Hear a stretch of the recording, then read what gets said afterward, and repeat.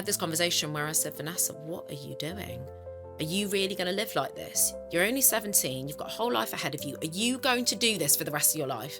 Are you going to be in this painful cycle for the rest of your life? You've got to sort yourself out. Into saying, right, I've got to go and learn about evidence-based nutrition. I've got to go and learn what are the foods that really fill me up? What are the foods that make my body really healthy? How do I make things tasty? And how do I build in, talking about a foundation level of healthy habits? Welcome back to the Lifestyle Prescription on Pharmacy Planet. I'm Rena Annobil and I'm joined in the studio today by Vanessa Sturman. She is a health coach, a nutritionist and an award-winning speaker who has helped thousands of people transform their relationship with food and their bodies. Her story is quite a powerful one actually, because she's been on a journey from struggling with an eating disorder to becoming now a leading voice in health education and nutritional coaching. So we are going to be unpacking Vanessa's story today. We're also going to be debunking some of the biggest diet myths that are doing the rounds at the moment and looking at the culture of health on social media, from calorie counting, protein obsession, convenience foods. We are going to be getting into all of that. So grab your protein shake or maybe your freshly squeezed turmeric and ginger shot or just a good old cup of tea and let's get into it.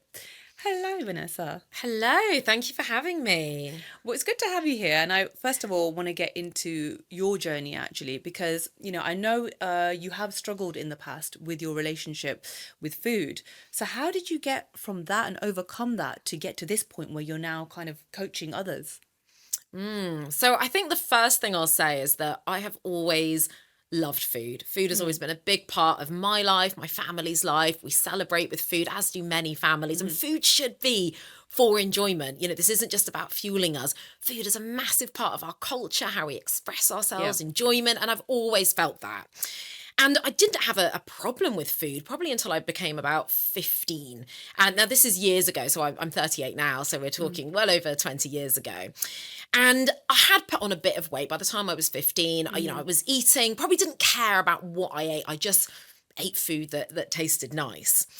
And I was out walking with my dad one day and I said to him, "Oh, Dad, can we run to the end of the path? I just want to get a bit fitter." It's a very, very, very healthy outlook, to be honest. Started doing little bits of walk running, eating a bit more fruit and veg, things like that. But that turned very quickly into running 7 miles a day, drastically cutting my calories, becoming completely obsessed, my period stopping, and turning into a starvation binge cycle.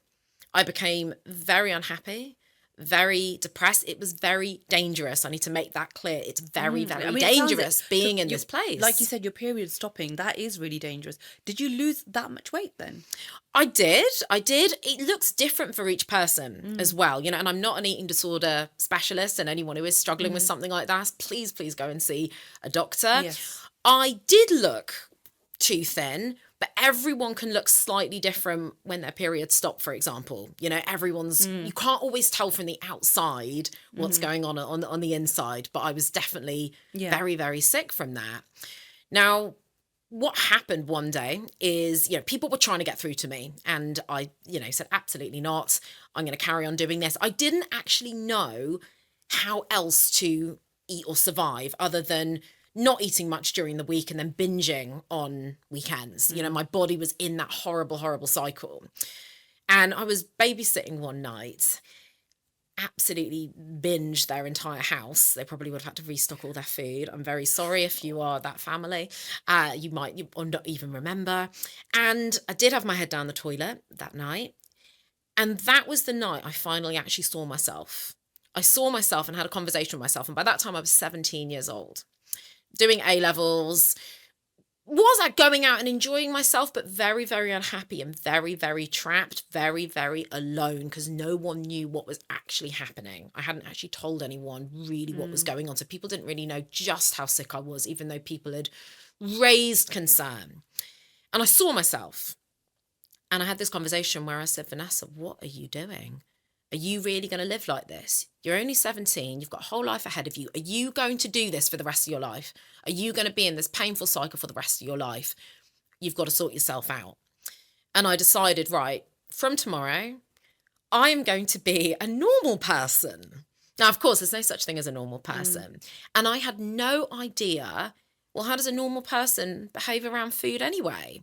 So I asked myself a series of questions. I said, okay, how can I make sure I'm thriving and healthy and stay a healthy weight, but don't have to do this whole extreme restriction stuff? How can I, eat out, travel, enjoy myself and not be thinking about food all the time? I was thinking about food all the time. It dominates your thoughts. And then I asked myself probably the most important question, which was, how can I eat cake and still thrive and be a healthy weight and enjoy myself and not feel guilty from eating that?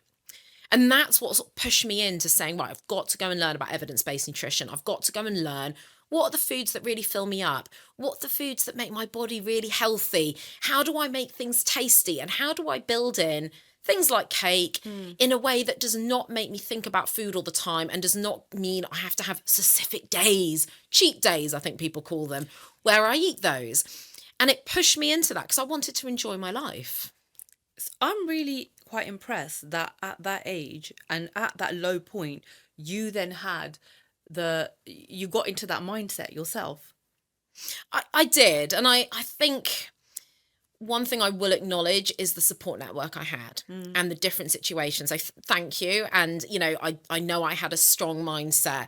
I also had very supportive parents. I grew up in a really wonderful, highly educated household. I knew how to cook and manage food. I've been cooking since I was about 7 years old. So I had a lot of tools and backing to help me make that transition. My mum did send me to counselling as well. I was very, very lucky in what I had with That me. really is, yeah. And other people don't have that as well, which is why I probably didn't get some of the same formal help other people might need. I maybe wasn't in as dangerous position as other people were. So there are some things you can do on your own, but I encourage people to go and get professional help to bring themselves out of something like that as well. So, okay, you're now an award-winning health speaker on health and nutrition, right? What are the main things that you now like to focus on when you're speaking to people and coaching people? The main things I love to focus on are dispelling the nutrition myths, giving people progress over perfection. So saying, right, there's loads of things that you could go and do with your nutrition, but what are the basics? What are the foundations? So often when people try to get healthy, they go, right, I'm going to cut everything out. I'm going to be perfect. And I say, right, just stop a moment. Let's look at what we could start adding in. Let's look at the small changes and tweaks that we need to do every day because we've got to make this sustainable for the rest of our lives. And a lot of the time, a lot of nutrition advice out there is not particularly sustainable, not particularly doable for most people, and often is quite privileged and elitist. It can, and this is something that we really need to talk about when it comes to things like ultra processed foods and convenience foods. We will get onto that. Which we will get onto. Because I feel quite strongly about that as well. And a lot of people can't make all their own food, for example. They can't do everything from scratch. They can't avoid every preservative, and they absolutely don't need to. But we do need to make progress over perfection. Even when it comes to exercise habits, 3 10-minute walks a day. It doesn't look as cool as what people are doing on social media with all these pull-ups and crazy transitions and transformations. But getting people just moving more, those small things could absolutely make a huge difference. All this kind of progress over perfection, being consistent, and just leading kind of more of a normal life that is doable, right? That and you having to unlearn things about the way you thought about food because from coming out of that eating disorder. Do you think these things it has required you to kind of think differently about how a healthy body should look? And do you think that that is a necessary thing for people to do? And the reason I'm asking you that is because I think that is one of the big driving factors in people going on some healthy lifestyle. It is vanity, and it is wanting to look a certain way, and it is thinking this is what healthy looks like. Did you have to unlearn those things? Absolutely, completely. I think there's nothing wrong with having a little bit of vanity in the sense of saying, I want to look good, I want Mm, to present at my best. But you're totally, totally right. There are so many health regimes and protocols and diets that are purely about losing weight. Now, from a behavior change perspective, we know that it's very difficult to sustain things if your only goal is weight loss or weight management. We have to look at health in the whole. How is this going to help my relationships? How is this going to help my body do the things I want it to do so that I can travel, work, be happy? We need that much more holistic range of goals for it to be truly sustainable. Then the other side of things is that we can lose weight and still not be healthy. That, of course, and there's a nuanced discussion here about, we do want to stay as healthy a weight as possible, which is different for each person. We know that having large amounts of weight gain can be mm, problematic, but it is not the only thing to look at. You can't, for example, feel cholesterol building in your arteries, and you can be slim or look like you have, what mm. might be on social media an ideal body and still not be particularly healthy. And the other thing that's really important here is that some people may feel so far away from healthy because their body doesn't conform to a social media shape. Well, you know what? I feel quite sad these days, Vanessa, to be honest with you, because there was this body positivity movement that was Mm, happening a few years ago, right? Which great, and like you, I feel like there is a certain amount of, oh, I want to look a certain way, which is the best version of me that you should have in order to keep doing these things that you might not be motivated to do otherwise, working out, eating healthy, and stuff like that, right? But then I feel like now there is a certain body type that is now being pushed on social media and with celebrities and stuff, which is the very, very slim hmm one. And it's, I will mention weight loss drugs here now. I'm not saying that they're bad, and they, obviously help some people out. But when you've got people like Serena Williams, for example, saying, oh, this is how, I wanted to look a certain way. And she's an athlete, right? She's a sportswoman, and mm, she's done that. And there's certain celebrities who are who are looking very gaunt, noticeably. yes. Yeah. It's really disheartening, isn't it? It is disheartening. And I think it's also very important that people are not listening to celebrities, but listen to your doctor. Go and have a conversation with your Mm. doctor to decide if something like the weight loss drugs are right for you. And yes, it is very disheartening seeing this very specific body type that we've almost gone back to, because skinny was in inverted commas in kind of years ago when we The 90, learned. I think the It was the 90s. 90s, Yeah. yes. It was very, very damaging. And it's been great seeing celebrities from the 90s come out and say, actually, I was very, very sick, even though I presented okay on screen. And, seeing things like even some of those toxic programs, which I enjoyed as a teenager, like America's Next Top Model. And then looking back and hearing the things that were said, I thought, no Mm. wonder we all had such a huge I know. problem with our body, right? I'm in my 40s, and I've just unlearned a lot of those things that we were kind of conditioned to Yeah. think, and I will say now that, like, um I don't weigh myself all the time, but the other day I did, because I'd started to put on weight and stuff, and I was like, oh my God, but I'm so healthy. Why am I doing it? I realized it's because I was eating way too much, right? However, and we'll come on to that kind of thing in a bit, but my goal weight that I've now got to, and I'm quite happy within myself. This was the weight that I was trying to lose half a stone from about 10 years ago. Do you know what I mean? Wow. And now this Yeah. is the weight where I'm like, oh, Mm, I'm good at this weight. I'm healthy, and I'm working out, and I'm eating decent food. And it's just funny because, like, I would never dream of being like, well, I need to lose half a stone more to look like this. I would never, do you know what I mean? I've just kind of let go of that. And it's yeah. taken a long time.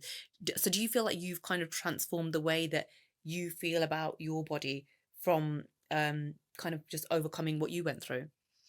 Completely. And I think it's the mental health side of it as well, Mm. is that someone gave this great phrase, which was, it's not a healthy way to be, or it's not your healthy way if you're unhappy all the time or you can't have any of the food that you want. Yes, It's, right. and it's a healthy choice. If having a piece of cake after dinner or whenever it is that you want it means you don't binge at the weekends, that piece of cake is a healthy choice.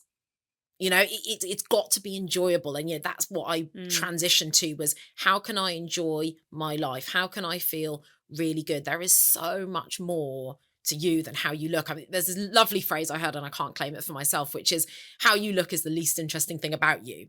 Now, yes, you Yeah. want to be healthy, and it is so important we're encouraging that and encouraging healthy habits, whether someone is using weight loss drugs or not. But it was understanding what are the healthy habits that are going to make me feel good, that I know are going to contribute to my long-term health, whether that's building in more fruit and veg, building in more nuts, seeds, and whole grains, going on short walks, even if I can't get to the gym and work out. What is that progress over perfection? And that's made me feel so much happier, because I think people are in this all or nothing approach. And that's what I had to come away from, was the all or nothing approach.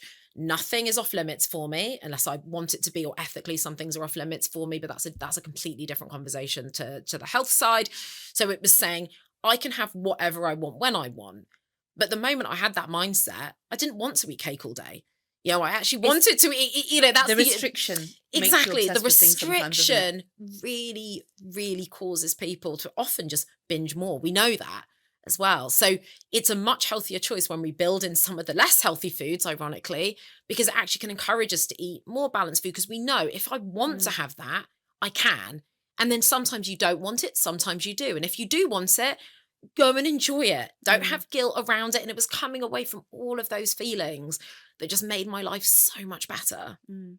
Just staying on the subject of food now and managing our relationship with food, can you just explain the difference between discipline and restriction when it comes to food? Oh, yeah, brilliant. So, restriction is actually saying, I mean, look, restriction looks different for each person. And it generally has very negative connotations, because there is a certain level of like I said, if we were to literally eat cake all day, we know that might be lovely for a day, but we know it's not a healthy thing to do. But then we have, I maybe call it extreme restriction, where we're actually saying I'm not allowed that product, or I'm only allowed it at weekends. That is restriction. You can actually have that cake or that biscuit or that fried food any day of the week. And that means people end up thinking more about food. They'll get more what some people call food noise, which is more complex than what I've just described, by the way. But it means that you're going to be thinking about food all the time because you've got all of these restrictions around it. Right. Discipline's really, really fantastic, actually. And we need it for everything. If you think about all areas of your life, say you think about your work life, your job, that's probably a better way to start looking at discipline. You have your emails hopefully organized. You're hopefully doing something with your inbox, and you know that if you don't manage your inbox a bit, that things are going to become a bit more stressful. So you have a level of discipline. Do I get to my meetings on time, etc.? You don't have to be obsessive, but we know we have a bit of discipline in that area.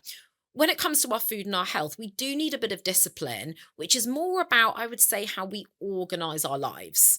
How am I going to make sure that I get that 10-minute walk in? Have I gone to the supermarket and packed my freezer with frozen fruit and veg so that I can put it on my oats in the morning and make sure I am actually getting some fruit into my nutrition? That's more about what discipline's like. Mm. Can I make sure I get a balanced, or as balanced as possible, meal together before I have the piece of cake? That's a great piece of discipline to be into, to say, have I got some of the stuff in the fridge, to have even a loaded avocado on toast with, extra vegetables, pieces of marinated tofu for more protein before I have that donut or something like that. That's more what I describe as Mm. discipline. Which sounds like something that we do need in our lives. We do. Discipline is really, really important. It is very hard to stay healthy if you have absolutely no discipline, but it does Mm. not have to be a whip. It does not have to be guilt. Our lives can be stressful. We can go through very stressful periods where maybe you don't feel like going shopping as much. You don't feel like doing as much exercise. Your discipline may drop, but if you've got, I like talking about a foundation level of healthy habits, that might be, I make sure I include fruit and veg in each meal, even if the meal isn't perfect and it is a takeaway pizza. I still include some veg and some salad and maybe half a tin of beans on that. Those are little bits of discipline, even when the meal isn't perfect, Mm. and nothing can ever be perfect anyway. That's really, really important, just to have a base level of health and for you to feel good. You will feel so much better if you have that salad and some beans with the pizza than if you just have the pizza on its own. So it is actually a huge advantage to just keep that going and get used to that as a habit. Okay. A lot of people, they say that they are emotional eaters. Okay, I'm going through a Mm. stressful time. Like even myself, like I broadcast in the evenings, right? And sometimes by that point, if I've not had a good sleep the night before, I'm so tired. So I'll take a salad with me to eat before I do my show. And what I'll eat is, like in offices, they put out like crisps and biscuits and like random little snacks or somebody's birthday. The dinner will be that with coffee Yeah. because I just want to get through, right? Some people, when they're sad or stressed, they'll eat. So how can that be managed? And also, like, how do we kind of tap back into those instinctive cues of whether we are full or hungry? Because I feel like, a lot of us actually, we I know it sounds obvious, but we do miss those cues, don't we, Yeah. sometimes? I think this is a really, really important discussion because there's so many advantages to eating more mindfully. And it doesn't have to mean, people are very busy as well. But to feel some of those cues, we do need to slow down a bit.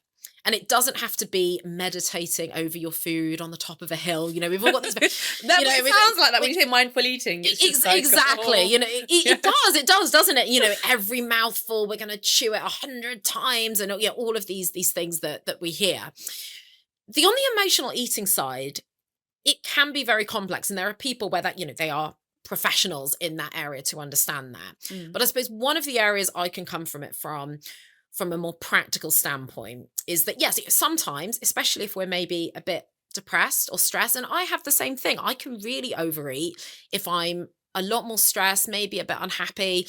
Yeah, I can see myself skew a bit more to that way as well.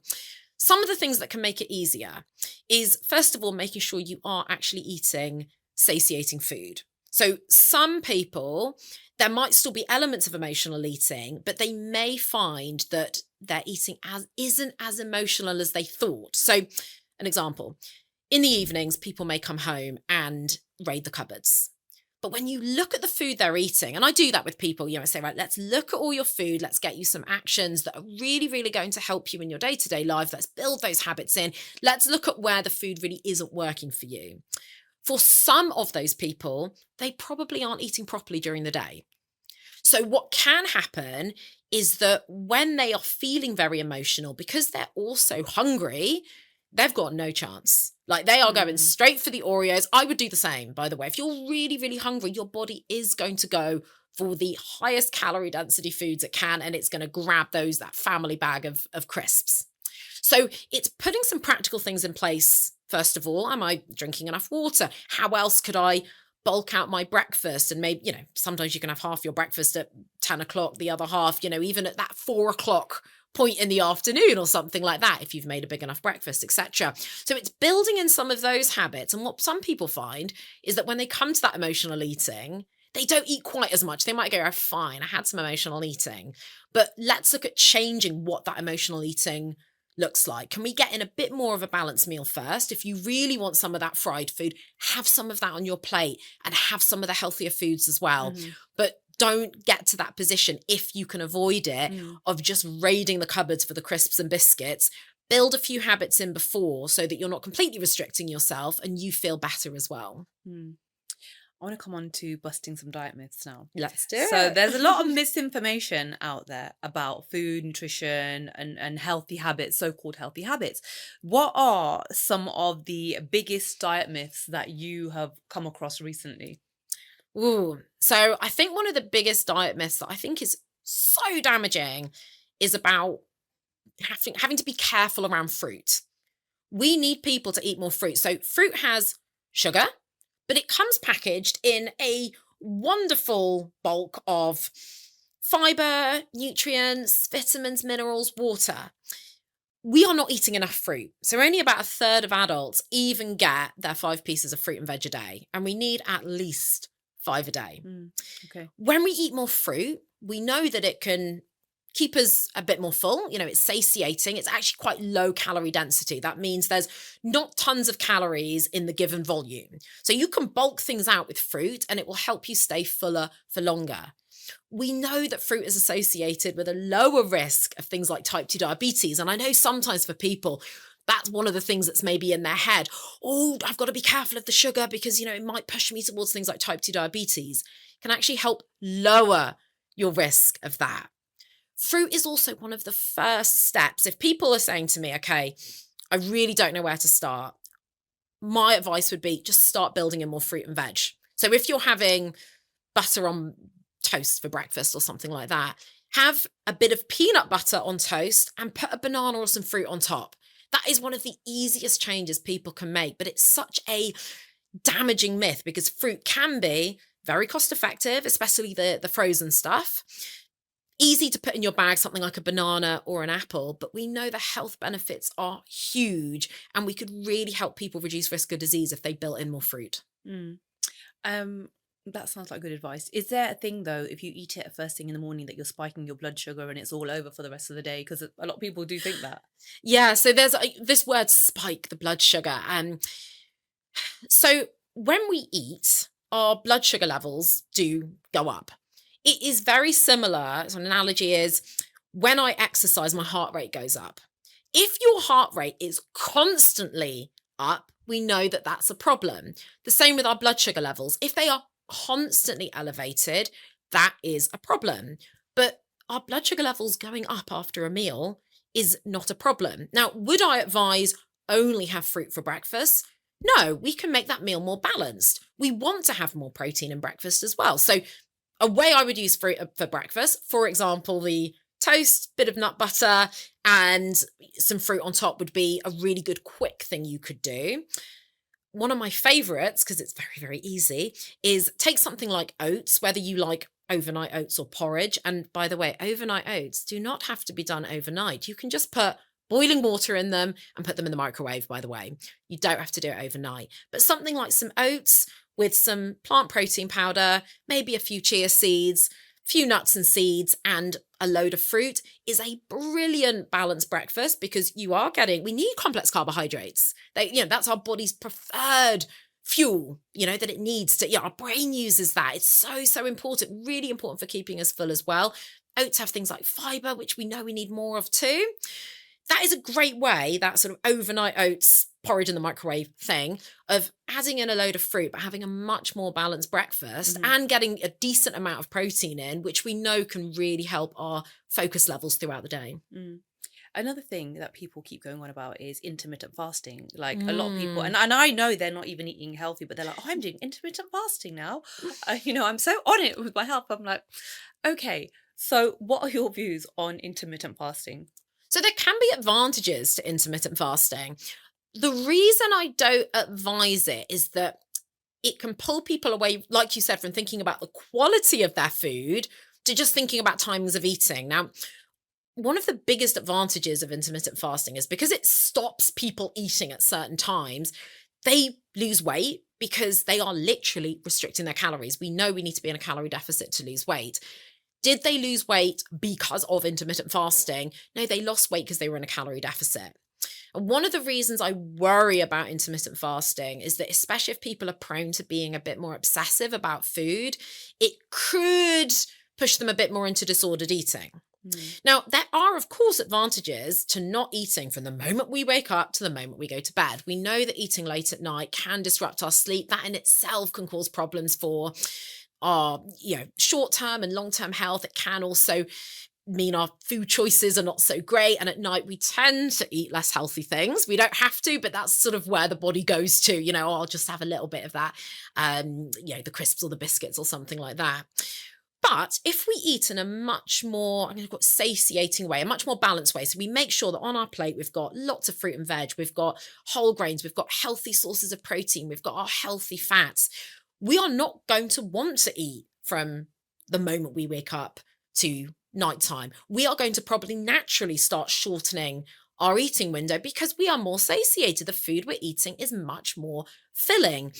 And we can start looking at the quality of our food. I would much advise people to go that way than say, well, I'm just not going to eat at certain times. And for some people, if they're not eating that satiating food, they might find intermittent fasting really, really hard. And some people have this rule, well, I can't eat yet, even though I'm really hungry because I can't start until this time. I was that person. And I was at 5:55 p.m. I would be shoveling in food. Right. At 6 o'clock, I'm going to stop eating at 6. Quick, eat the ice cream now. Like that, which is completely stupid. So now I've forgotten about that. And it's not about the time, but it's the better quality and correct portions and that kind of thing. Are there any kind of health advice, bits of health advice out there that you think that people should actively ignore? Yes, loads. There's huge amount of influencers at the moment that just say that things like even vegetables are bad for you, or they say you do not need fiber. We absolutely need fiber. So fiber, because it's such an important one. Most people are deficient in fiber. So only about 10% of people in the UK are getting the amount of fiber that they need. Now, fiber is so important. So our good gut bacteria eats fiber. Okay, so people are always banging on about gut health. We know that to have a healthy gut, we want to have a good amount of fiber and a variety as well. So what came out of things like the Zoe project, which was very helpful, was this idea that if we can get about 30 different plants a week, that can really help our gut health. Now, our gut health is connected to hormone production, staying full, a healthy colon, reducing inflammation, reducing the risk of lots of lifestyle diseases, making it easier to go to the toilet. Please make sure you drink enough water, everyone. So a nice analogy for you, a log can only get down a river if the river is flowing with water. So just remember that in terms of, if you're upping your fiber, please make sure you're drinking enough water. We need to eat more fiber. So it's such a dangerous piece of advice to say we do not need fiber. And we know that the foods that are full of fiber, things like our whole grains, our beans, nuts and seeds, etc., these foods are so brilliant for our short and long-term health. Can we just get on to protein obsession now? Yes! Because it's ruining my meals. I'm telling you, Vanessa, right? I have been told that I need a certain amount of protein a day. And, I do work out and stuff, and I'm trying to build muscle. The amount of protein that I have been told I need, something like 84 grams a day or something like that, I can't ever eat that amount. So I'm always left feeling, because if I'm tracking it, I'm always left feeling a bit like, oh, I've failed, haven't I? Because I haven't eaten that much protein. And I don't want to eat like 15 eggs in the morning. I don't want to eat half a chicken. I don't actually enjoy those things. And sometimes I end up for breakfast eating more eggs than I'd want to, like scrambled eggs, and I'm eating it going, oh, protein.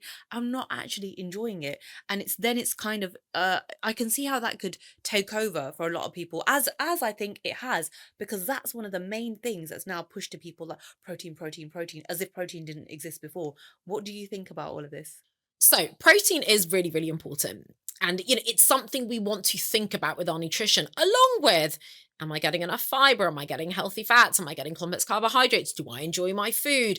Am I getting what I need from my food? But yes, protein has taken over. And there's a few misconceptions about protein.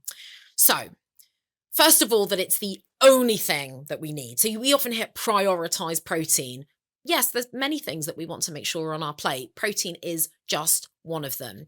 Something being high protein, or in inverted commas, high protein, because sometimes things are labeled high protein and they're not necessarily high protein. Something having protein in doesn't necessarily mean it's healthy, for example. So you can, people are, making products like cakes and adding protein powder and saying this is healthy. Now, if you want some cake and it's got extra protein in, like, fine, do that, but that doesn't necessarily mean the product's healthy. The other thing is that we often think the only way we can get protein is through animal products. We think it's got to be through meats, eggs, fish, etc. And we know that that's absolutely not true. And we know that we really need to be reducing our animal products for our health, but also for the planet. And it's really good if we can get more plant protein in. We know that that's really helpful and associated with the reduced risk of things like cardiovascular disease, type 2 diabetes, and even some cancers like colon cancer. So we want to look at protein in a slightly different way. We also want to say, right, how can I get in really healthy lean sources of protein? How can I mix up the protein that I'm having? So how could I maybe swap out some of the animal product protein for things like tofu, tempeh, edamame beans? People forget how good edamame beans are. They have them often in Southeast Asian restaurants and they forget they're in the frozen section. Build them into what you're eating as well.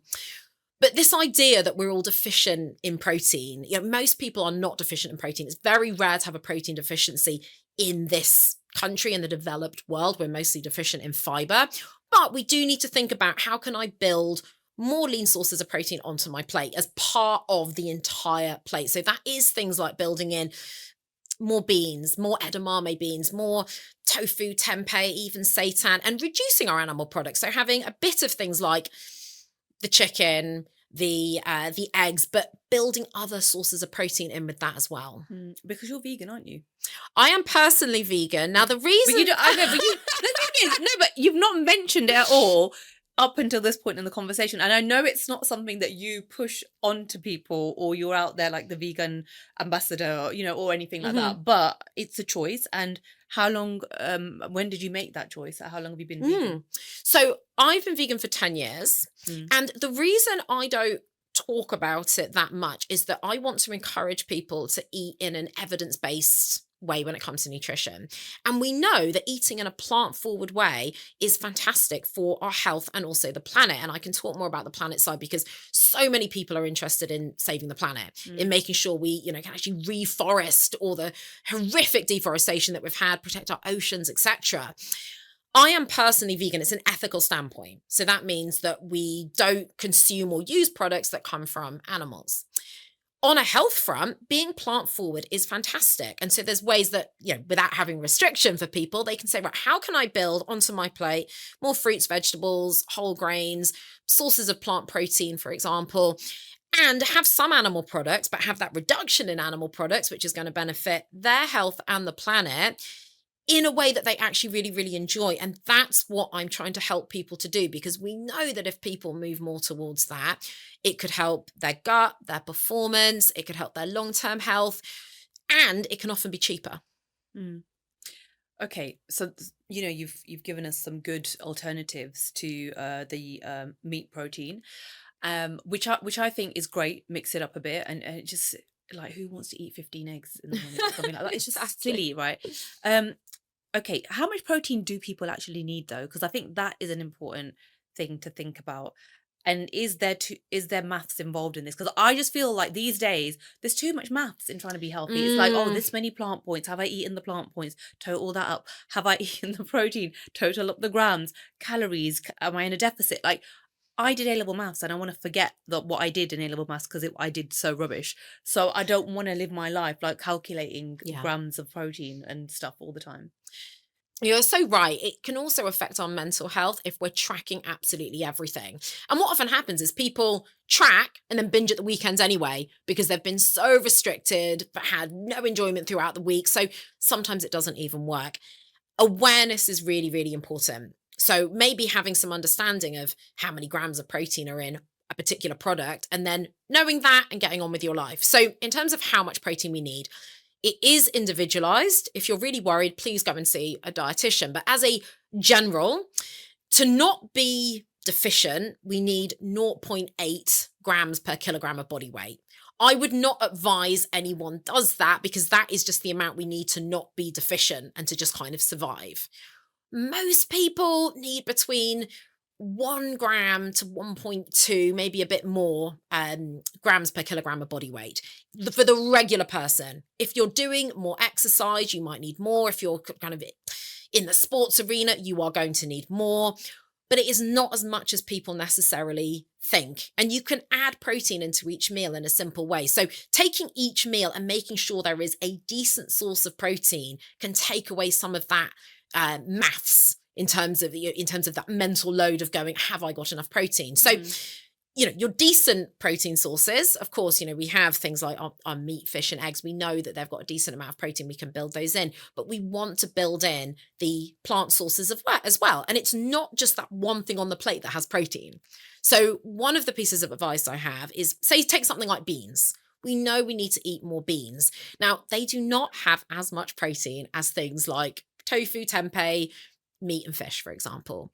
But that doesn't mean they can't be there as part of the protein on your plate. So a really brilliant thing you can do for your health and to stay more satiated is to have that 2 sources of protein on your plate. So you can say, right, I'm going to have beans because I know they're excellent for my health. They're excellent for fiber. They'll keep me more satiated. They will provide some protein. And I'll have extra to that some tofu, tempeh, maybe a little bit of chicken. So, helping you reduce, mixing up the chicken and the chickpeas, for example. That's going to give you multiple sources of protein, food that we know is really good for your health, keep you more satiated, help you also build other things onto your plate. So not getting obsessed with the protein, but saying, right, have I got enough veg on the plate? Have I got some whole grains on my plate? Have I got some healthy fats on the plate? It's that combination that's really, really important. But also remembering with protein sources, so say we take red meat, for example, or even ultra processed red meat, we know that it can be very high in saturated fat, dietary cholesterol, and we know from the science that it can push us further towards lifestyle diseases and increase our risk of those. So just because something's got protein in doesn't mean it's healthy, and nothing generally is a pure source of protein. So protein powder, fine, generally pretty high on just protein. But a lot of these other products, they come with so much more in them, some of which is very good, some of which might be problematic in high amounts. Do you ever recommend that people take protein powder, protein shakes, and that kind of thing? I think protein powder can be really, really helpful. So it's not a must. And sometimes when people start going to the gym, they start going, I must have protein powder. It can be really, really helpful, especially some of the protein drinks that people can have on the go. So things like Huel, for example, just because it's a more processed product or even ultra processed doesn't mean it's necessarily bad for you. For some people, it helps them get in the nutrients, the energy, and the protein they need on the go instead of picking up a bag of chips. It can be really, really helpful. Some protein powder in your morning oats can be fantastic. So I use at the moment a plant protein powder. I'm not selling them, by the way, but it's by a company called, I think, Protein Works. They're vegan protein. I can't even remember the name. That's how much. You're definitely not advertising them. I'm not advertising them. There we go. And it is a blend of different plant proteins. And getting a variety of plant proteins is also important to get all the amino acids you need. They're all complete proteins, but we want to get that range of different plant protein sources to get the amino acids that we need. But putting a bit of that in my oats with some soya milk, the chia seeds, the fruit, just helps me get a really decent amount of protein in my breakfast, which helps keep me more full. So protein does help you stay more satiated. So it is really important. And it just boosts my breakfast a little bit. And it's easy, cheap, just quick scoop. Very, very helpful for people on the go. Yeah.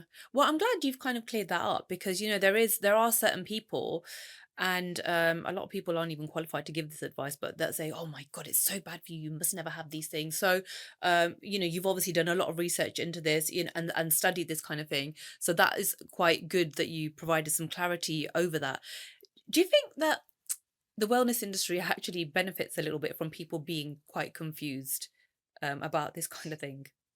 Because the wellness industry, like, let's not lie, the wellness industry is booming at the moment, right?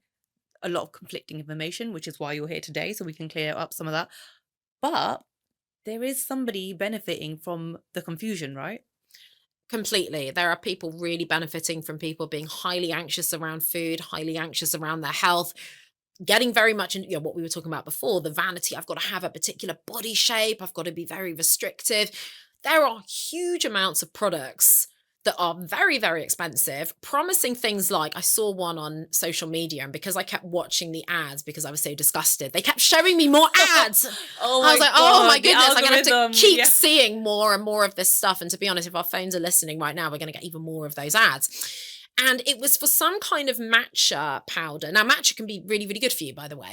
It's got benefits, but let's be realistic about these benefits. This is the problem with the wellness industry, is overhyping benefits of certain things. So there's this matcha product that has other things in it as well. One of the claims was, or what this advert said is, oh, people said after I took this that within 2 weeks, I looked 10 years younger. Now, even a surgeon probably can't do that within 2 weeks. You'd still have recovery time. There is nothing that is going to do that. So these overhyped benefits are really, really damaging. People are spending these huge amounts on things like supplements. I am pro supplement. They can be helpful, but you don't need to be paying £200 a month. What people also think is when they think, I'm going to get healthier, their mind often goes straight to supplements because there's someone there selling them that. And that's probably the advert that pops up on their Instagram the moment they open it, the moment they've heard that person say, I want to lose a bit of weight. And they will be promising these quick fixes. This is another huge problem with the wellness industry, is this quick fix idea. Now, some people get, and I'm going to put this in big inverted commas, get results from quick fixes, because that quick fix might be drastically dropping your calories. Guess what? Yes, you are going to lose weight. They might be telling them to cut everything out of their diet. And so that person might think, oh, I got these results because I cut gluten out. Now, some people might have a gluten sensitivity. They might be celiac. That's a different conversation. But for the majority of people, they don't have that. But if you cut everything out, you probably are going to get results in the short term. And then your body might really, really rebound and really, really struggle. And it can be very dangerous to be very restrictive. But the wellness industry might be able to say, oh, look, you felt better because you did that. The diet industry will gaslight you because they will make you think that you're the problem and you didn't have the willpower or the discipline. So if you have to drastically cut your calories, you can't eat sugar, people going on these no sugar challenges as well, they also can be very dangerous and restrictive because they're cutting so much out. It's damaging for their mental health, and you can have some refined sugar and be absolutely fine. And like I said before, it can encourage you to eat more healthily if you're not being ultra restrictive, and it can encourage you to not do the binge at the weekend because you can have that piece of cake when you want. But what will happen is you drastically cut your calories, your body probably rebounds, and you end up just wanting to eat everything in sight, and you think you're the problem. You think, well, I didn't have the willpower. And I hear people say this a lot. Well, I just need more willpower. And they don't need more willpower, but they need to eat in a way that's actually good for their body, that's filling, that's enjoyable, that's not ultra obsessed with the number on the scale, that's actually sustainable for the rest of their lives. But these diets might make people think, right, you're the problem, and you need to keep coming back to my diet plan to kind of get you back on track. And if you suddenly eat loads, well, that's because you're a terrible person and you had absolutely no willpower. Wow, this is what we are dealing with right now, which is it's very, very overwhelming, isn't it? You mentioned calorie counting there. So do you think that calorie counting can be a good thing? Because it's quite popular at the moment, and weight management, it is, I guess it's important for some people to stay on top of their weight and track the numbers. What do you think about it all? I think it's complex and nuanced. So calorie awareness is a really, really good thing. In order to lose weight, we do need to be in a calorie deficit. And sometimes people just don't realize how many calories they're eating. They might be thinking, but I eat really healthily and I can't lose weight. And when That was me. I think I was in some kind of denial about how many calories were in things, and had a huge rude awakening. Yeah, and it can be really helpful to know that there are also healthy foods like nut butter. So that's things like peanut butter, almond butter. Healthy foods, good for you. Please include them in your nutrition. But they are very calorie dense. There's a lot of calories in a small amount of space. So you could be eating lots of said healthy foods, or making those like health bars, which are just full of nuts and nut butter and chia seeds. And they are foods that are really good for you, really good for your gut. We need some of those every day. Fantastic. But in each slice, there might have been 400 calories and you think you're having a health bar. So it's understanding things like that. It's understanding what are the foods that will help fill me up that might make me eat less calories later. So just calorie counting on its own, you're not looking at quality. So someone might say, oh, I've counted my calories and I've already had whatever it might be for that person, I don't know, 2,000 calories by the time it gets to 5 o'clock. Now, that person is probably going to want to eat more later. So they've got to make sure that the quality of what they're eating is actually filling enough. And that's where the calorie discussion needs more nuance as well. So we can't just look at literally how many calories are in something. You've got to make sure, is this giving me what my body needs? Am I eating healthily? Am I enjoying myself? Am I making sure I'm satiated and not going to bed hungry? We know that's just absolutely not going to work. But at the start for someone, it might be so helpful to say, right, I'm going to track a few days worth of calories. I need to have a look at this because I'm a bit confused about why things aren't working. That can help people make some really, really good decisions. It can help when people have an awareness that, oh, actually, within, say someone wants to make a creamy curry. There are some really good switches where instead of putting in double cream or even single cream, you could blend in some silken tofu, add a bit more protein and lower calories, and you've still got that same lovely creamy curry, for example. It's understanding some little things like that people can do that are sustainable, but without having to constantly calorie count. But the awareness is important. So in terms of maintaining a healthy weight, do you think that there does need to be some awareness of calories that you're eating then? There does need to be an awareness, but that does not need to mean calorie counting. It doesn't have to mean tracking every day.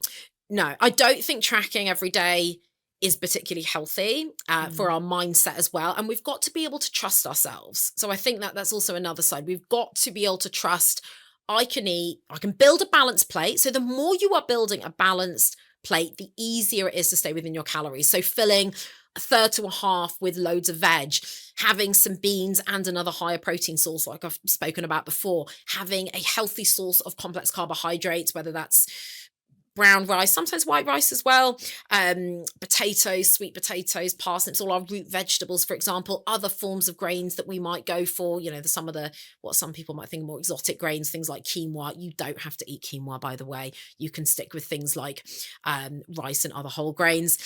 Making sure you've built out that balanced plate and have a bit of healthy fats, for example. So things like avocado is a great example. If you have a whole avocado on toast, you are really eating quite a lot of calories. If you say, right, I'm going to have a half to a third and I'm going to build other things on that plate, I'm going to roast tomatoes, I'm going to have maybe some beans, maybe a couple of eggs, maybe some tofu, whatever it is for you, and you're building out that plate in a way that's going to be more satisfying. We know that's going to be more satisfying than just having avocado on toast. You will have lowered the calories as well. And overall, it's going to give you much more variety, be much better for your health, but it's going to make it so much easier to eat within your calories. But this is also where things come in, like we were talking about the hunger and fullness cues. That can be difficult for people when they are in a rush, if they are so used to eating a very set amount. So that's another thing that calories are going to be a problem for, is that we might eat differently every day. If you have different levels of activity, sometimes when you're upping your levels of activity, you might need more food. You might need more food at certain times of the month if you have a hormonal cycle, a menstrual cycle. So we are not the same every day. And you may not want to eat all your calories in one day, but another day you might need more than that. So it's making sure we've got that nuance and some of this intuition around our eating. But intuitive eating needs huge caveats around it, because left to someone's own devices without nutrition education, they may say intuitively, I just want to eat donuts all day. So it comes with a lot of nuance to say that. But if we're filling out our plate in this much more balanced way and we've got these healthy habits, it becomes easier to say when you're hungry or full. If you slow down your eating, that can help you feel those hunger and fullness signals. And that doesn't mean, like we were talking about before, going and meditating over your food. You can still do that even if you're having to send emails and you're being at your desk. You can still just challenge yourself to chew a bit slower, to maybe put your fork down in between mouthfuls, will just help you feel those signals a little bit more. There does have to be some thought and planning into these meals. And by the way, I'm feeling really hungry because everything sounds really nice. But it's not. There is some thought that has to go into it, like getting these things, into your house in order to make them and stuff. Let's talk about convenience though, because one of my toxic traits is like, oh, my life is so busy and I'm so stressed, but I have to make everything from scratch, and then it's even more stressful, and I haven't got any time for it to do all that.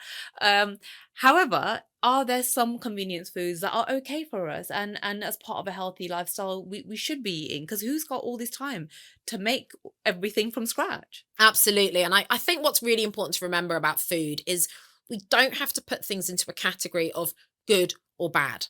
And often that's just not how it works anyway. It's always about what we're comparing things to. So for a really good example, take ultra-processed red meat in a bacon form. We know that the plant-based ultra-processed bacon is a good, heart-healthy switch away from actual animal product bacon. Right? So that's a good switch, and that is a convenience food. There are things like soups that are fantastic convenience foods. Now, ideally go for the ones that are not packed full of things like cream, but you could get something like a convenience soup, have half of that packet, add some beans from a tin. So again, even tins of beans are to a degree a convenience food. You don't have to go soaking and boiling your own beans and chickpeas and lentils. You can if you want, but that's another step you would have to take. Get some convenience soup, add some beans to that, maybe a bit of avocado on toast, maybe another extra protein source on there as well. That would serve much better for lunch than going and getting a pasty as a comparison. Really, really wonderful and healthy, and you're adding other things to it. So it's this kind of hybrid approach with convenience food. Even with less healthy convenience food, I'm going to go back to our pizza example. Have half the pizza. Say you like, I really fancy some pizza. Fine. Have half the pizza and add a lovely big salad, some hummus, maybe some extra grilled tofu or a bit of extra chicken or egg or whatever it is you're having. And you have made a much more balanced plate to go with that, but you've still had a bit of what you've wanted. It's still convenient. You haven't really had to cook anything. And it's allowing yourself to have these approaches that are sustainable and can actually go into the long term rather than saying, I'm going to try and cook everything from scratch, which most people just can't do and don't need to do. I think that's the other thing. You don't need to cook everything from scratch in order to be healthy.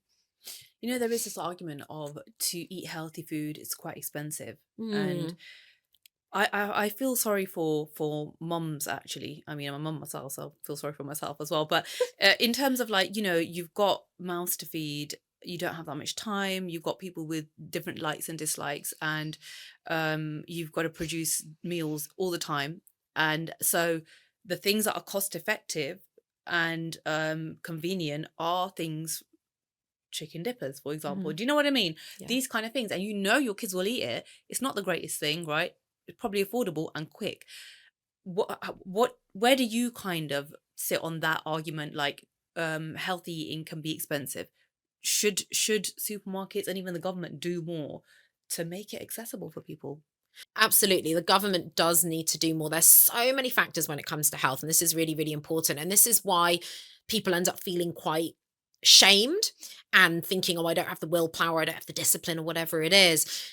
The number of factors that go into our health or obesity include things like socioeconomic status, income, genetics, education. Some people know how to take very cheap ingredients because they were brought up that way. So cheap ingredients like lentils and tins of tomatoes and herbs and spices, and turn that into a really healthy lentil curry. They know how to bulk cook. They were brought up in those sorts of households. I was brought up in that sort of household and learned even more from doing that. So I had a really good springboard. Other people don't. And I think it can make people feel really, really awful because they don't have all of those backings. Some people have lots of kids. Some people are struggling being a carer and a mother, for example. Everyone's got different constraints on them. And so if you ever hear on social media, oh, we all have the same 24 hours in the day, or if I can do it, you can, please ignore that advice. You want to hear from someone who's actually very busy or someone who is sensitive to the different demands on people's lives. So healthy eating can be really, really cheap. Can be. I mean, you can make anything very expensive depending on where you go shopping.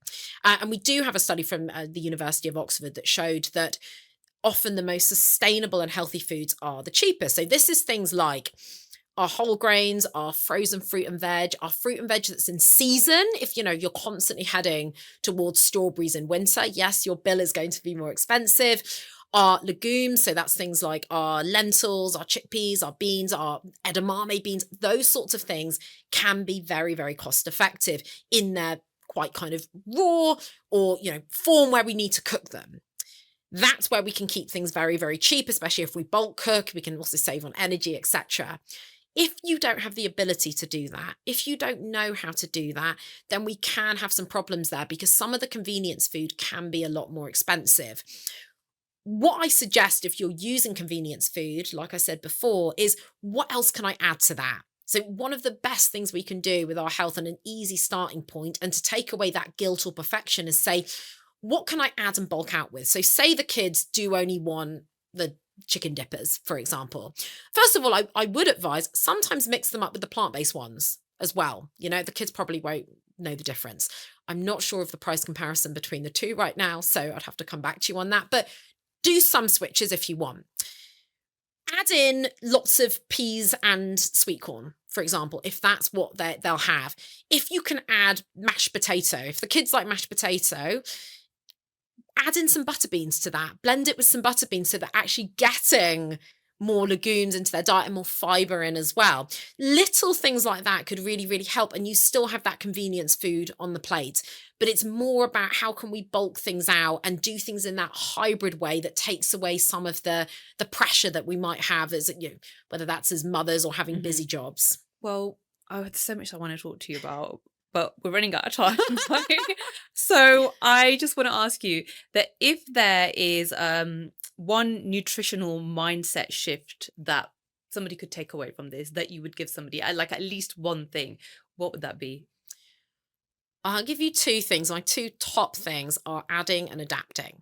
So when people say, I just don't know where to start, you do not have to change everything you're doing in order to be healthy. And actually, we know from behavioral science that the easiest way to make things fit is if they already fit into your life, if we stack habits on top of what you're already doing. So, very simply, what I was saying, if you're usually having toast and butter for breakfast or for a snack, have that little bit of nut butter and add some fruit.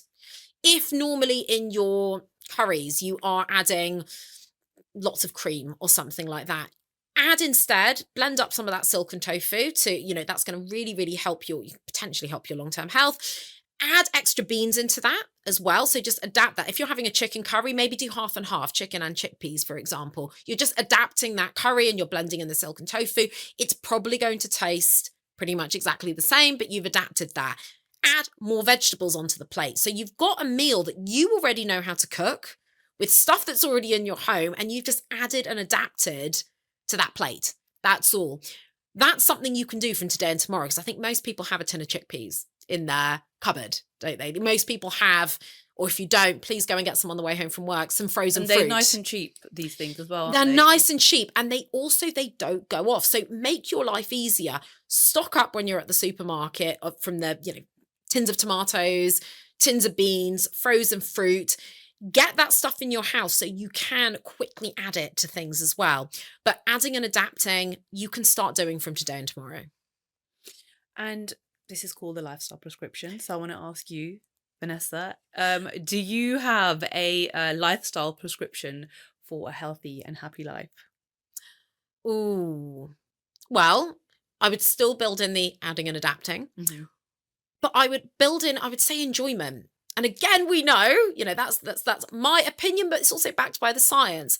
When people actually enjoy what they're eating and it fits in with their social life, their cultural cuisine, etc., it is much more likely to stick. And enjoyment is so important. Food is absolutely incredible. So taking what you're already doing, making it healthier, that is what, we absolutely need to do that, but make sure you enjoy it. So picking the things you really love. What are the cuisines you love? What are the dishes you love? If it just means adding a few extra things to it and you're still having what you love, that is so, so important. Same with your social life. Make sure you are going and seeing the people you actually like, not the people who stress you out. Yeah, I know it's not as easy as just saying, I'm just going to change my friendship group, but make sure you are actually enjoying yourself. And that goes for your health habits, your food, your social life. Do the exercise you actually enjoy. So when you're asked the question, what is the most effective exercise? The top thing is the one you'll actually do, right? And generally the one you'll do is the one you enjoy. If you enjoy a workout video that's about dance, I had a client who said she loved rock music and dance. So we found her videos on YouTube that were workouts to rock music, doing dance in her living room. Fine, there might be some other exercise that potentially someone could argue is much more effective, but it's the most effective exercise for her because it was the one she was actually going to do and she enjoyed it. So that's what I would say. Enjoyment is the top thing. I like that lifestyle prescription. And the thing about food as well, that there are so many stories and traditions and everything woven into food, right? Yeah. Into cultural cuisine. So I think that's really important to keep in mind as well. But thank you so much for coming on to the lifestyle prescription, coming to the studio. It's been lovely chatting to you. And of course, we're going to include the links to, to you. And if people want to get some coaching from you, or if they want to kind of find out more about you, we'll include the links in the description as well. Thank you for joining us on this episode of the Lifestyle Prescription. I hope that you have taken away something from this episode. Please do share it with people. Please do the usual like and subscribe. I think that you will agree that we do need clarity in the world of well-being and health and nutrition. And so I hope that we have provided that for you today. So join me on the next one. Until then.